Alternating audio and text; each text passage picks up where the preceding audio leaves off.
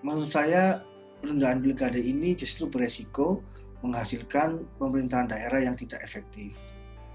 Karena tidak ada pilihan lain, dengan penundaan pilkada, maka pilihannya adalah mengangkat seorang untuk menjadi PLT.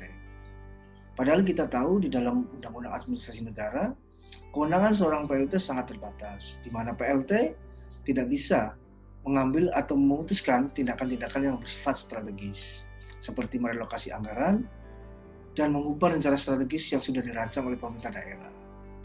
Padahal kita tahu, di tengah COVID-19 seperti ini, seorang kepala daerah mau tidak mau harus menekan angka COVID-19, di mana dia harus mengambil tindakan-tindakan strategis untuk menekan angka penyebaran COVID-19.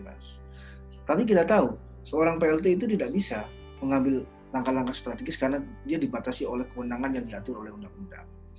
Maka menurut saya, penundaan pilkada ini sangat berbahaya, justru berpotensi membuat kepala daerah yang dipimpin oleh seorang PLT ini tidak bisa melakukan banyak hal di tengah masyarakat membutuhkan peranan pemerintah untuk menekan angka penyebaran COVID-19.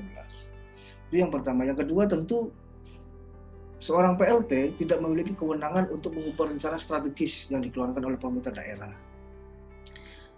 Padahal kita tahu, di tengah COVID-19 ini, rencana strategis yang dulu dirancang pada situasi normal, dia harus berubah di tengah situasi yang abnormal seperti ini. Tapi kita tahu, seorang PLT tidak memiliki kewenangan untuk mengubah rencana strategis pemerintah tersebut.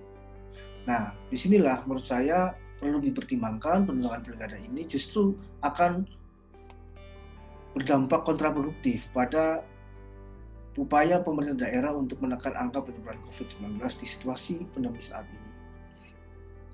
Menurut saya, penundaan pilkada itu bukan soal buang-buang anggaran atau biaya tinggi yang dikeluarkan saat pilkada, tapi bagaimana kita bisa menghasilkan seorang kepemimpinan, sebuah kepemimpinan yang punya legitimasi politik dan memiliki kewenangan yang efektif untuk menyelesaikan masalah-masalah yang saat ini kita sedang hadapi. Mungkin itu saja dari saya. Perlu kita pertimbangkan bahwa penundaan pilkada ini apakah baik untuk masyarakat atau justru dampak negatif untuk masyarakat.